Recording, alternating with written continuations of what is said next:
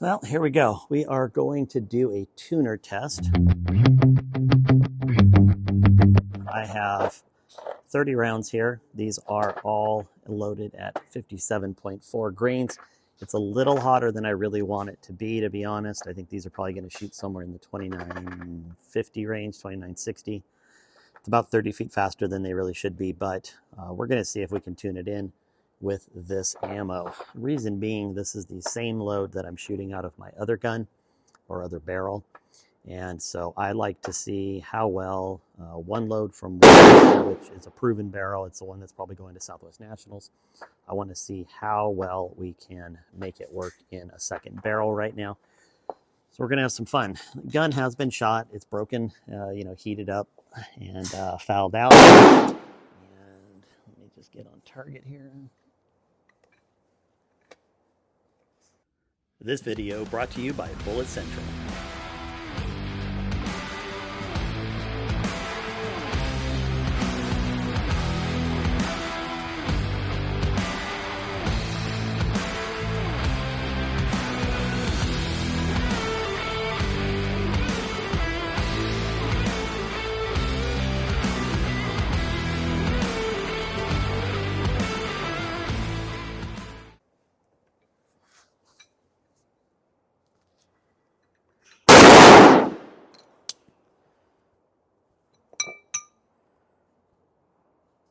Okay.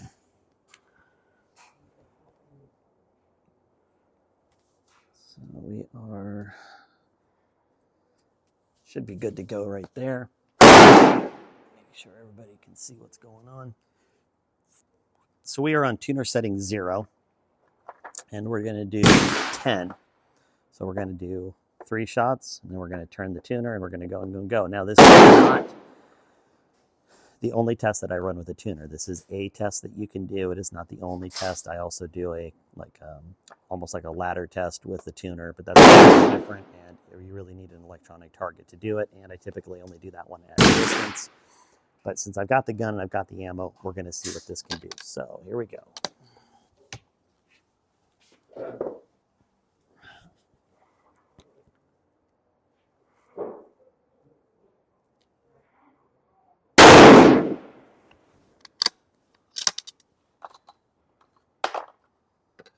Yeah, that was 970.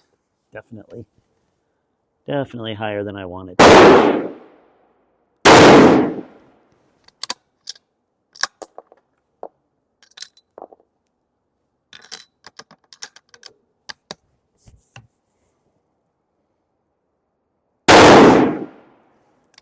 Those are all through the same hole, so.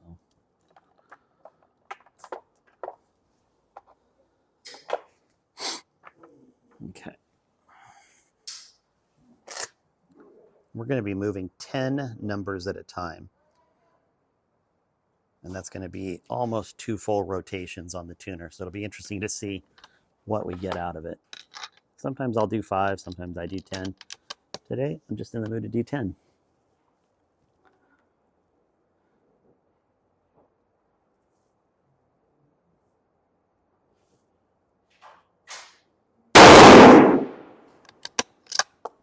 I need to change my point of impact here on the next round. I keep forgetting to move it.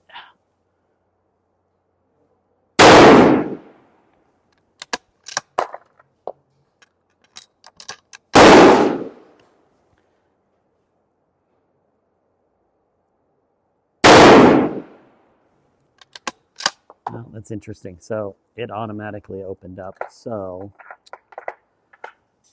we're probably going to go forward through a few more. And if it doesn't change, like it could be opening up, and there's probably a window up above. But what I might actually do is actually take the tuner out, since a 0 was really good. Let's see what 20 does.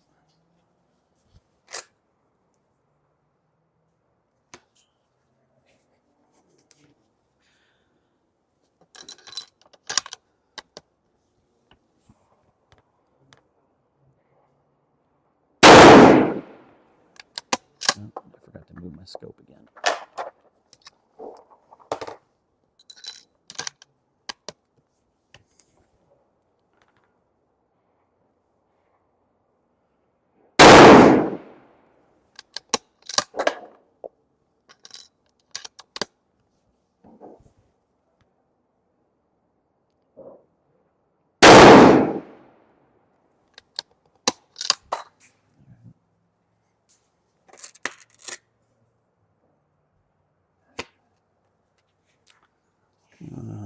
do a few more and then we'll go back out.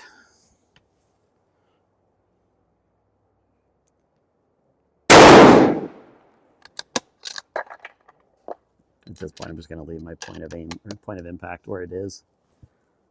It's not the end of the world.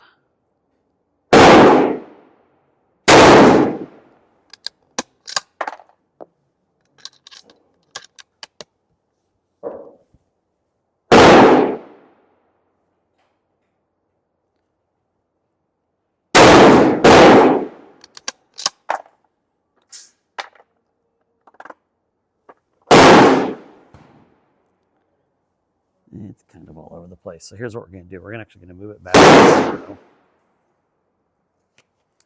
We're going to start on the next row, and we're going to start 0 and go out.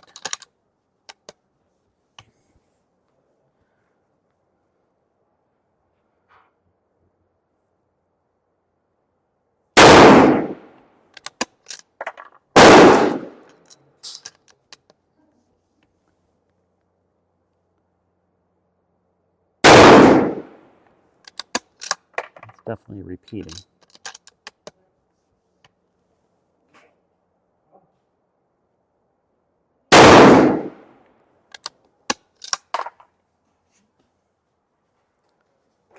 Let's see what 40 does. So now we're going out.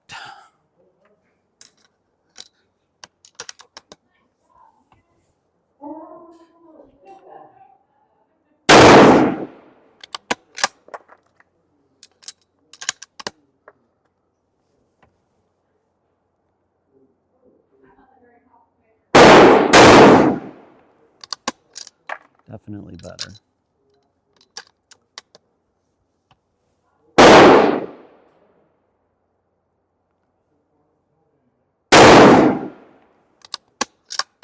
Zero's still the best. If I had to shoot this today, I'd definitely go back to 0. And I've got a little room from 0 out 10 that looks like I'd probably have a little bit of a window there.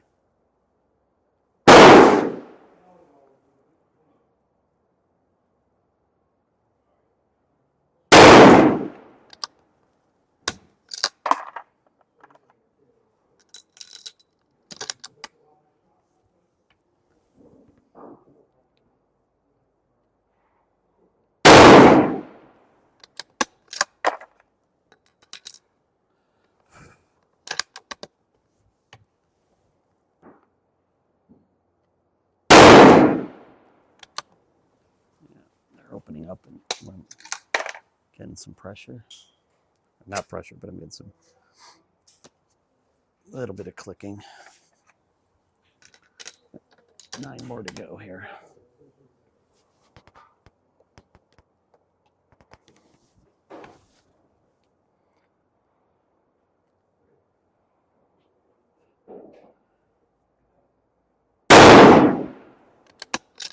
Good today.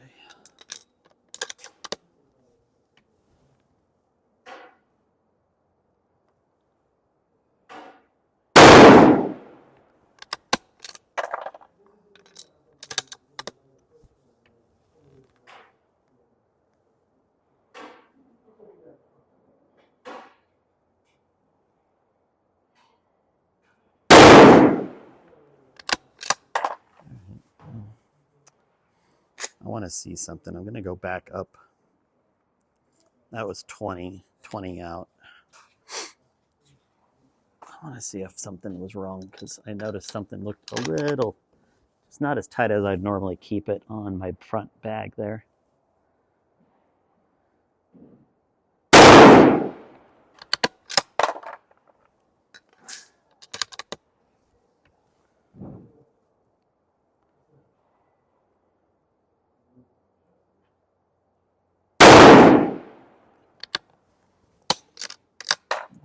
It's actually shooting pretty good right now.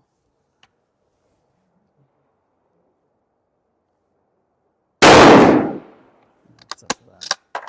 All right, we're going to go out to 10 just for fun here. So 20 was good. It was really good.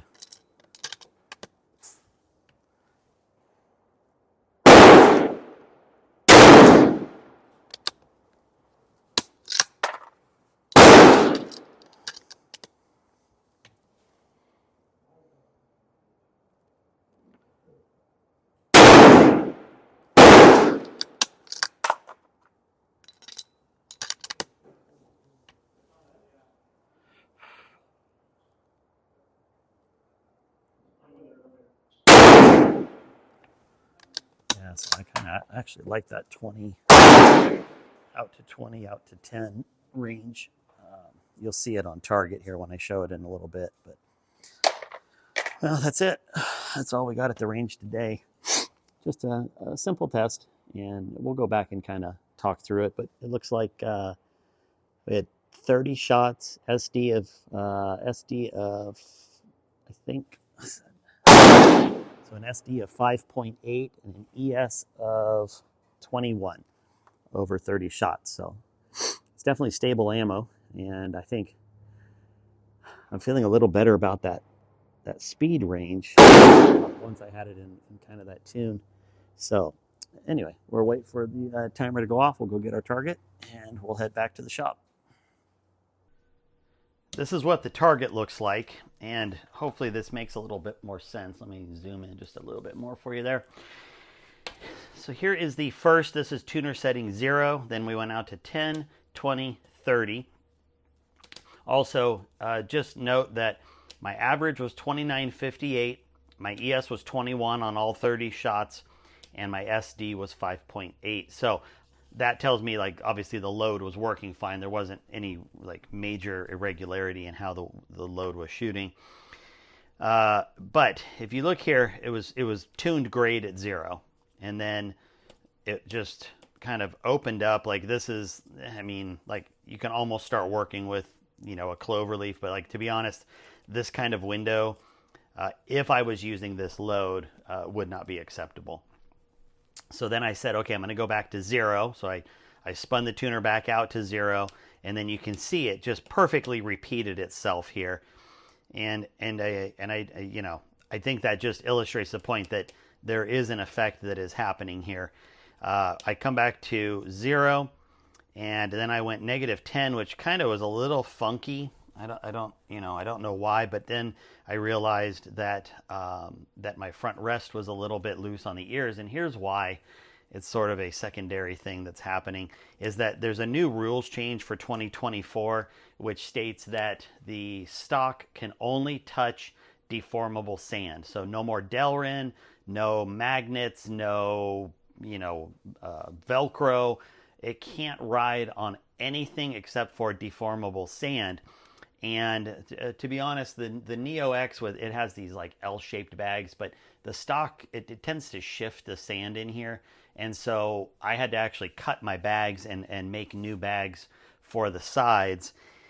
And it's taking a little bit of adjustment to get used to it, and I need to make a modification to keep so the tension wasn't consistent on the forend. And it's very possible that that's what this was, but then to do this, you know, it's sort of interesting, because then it opened up again on the negative side. But you can see that -10, once I had the front end clamped back down, was shooting really well. So, you know, this is by by no means a conclusive test. All this tells me is that it's basically a safety net doing a test like this. So this is not a load that was developed for this barrel. And in all likelihood, this would be more of a backup barrel, because I'm really happy with how my primary barrel is shooting right now. But if I had to take the ammo that I had loaded for barrel, you know, my first barrel, my primary barrel there, and make it work in here, I have a very high confidence that I can go from 0 to -10, or actually be 0, you know, out to 40, but down 10 slots. Somewhere between 0 and 10 is probably going to be pretty good for me. And that's all I'm looking for, right? Because you can see that 30 was tight, or -30 was tight. -20, you know, wasn't great. But again, it was after this that I figured out, you know, what was happening with the front rest. So I could go back out and do this test again. That's definitely something that could happen. But more than likely, I'm just going to make some notes on my barrel page for this barrel, that if I have to shoot the same load from the other gun, that it tunes out at somewhere between 0 and probably -30 would be the widest window, but ideally 0 to -10 is where I would probably start hunting for that. So I hope that kind of helps you give an idea of how you can have, you know, different barrels along the way, loading the same ammo. And I've done this plenty of times. In fact, not Nationals last year, but Southwest the year before, I think it was. I can't remember, a couple of nationals or Southwest Nationals ago. I did really well, and it was actually with the gun that initially I didn't think I'd be shooting, but because I knew where the tune was and you know what it would do with that ammo, I was able to take one batch of ammo that I loaded and shoot it in both guns at nationals with pretty good success. So it's important to know where your guns are going to shoot with like a sister barrel or sister gun ammo, and this is the easiest way to do it. So there you go. Hope that gives you a little insight. As always, appreciate you watching. Hope you have a good day. We'll talk later.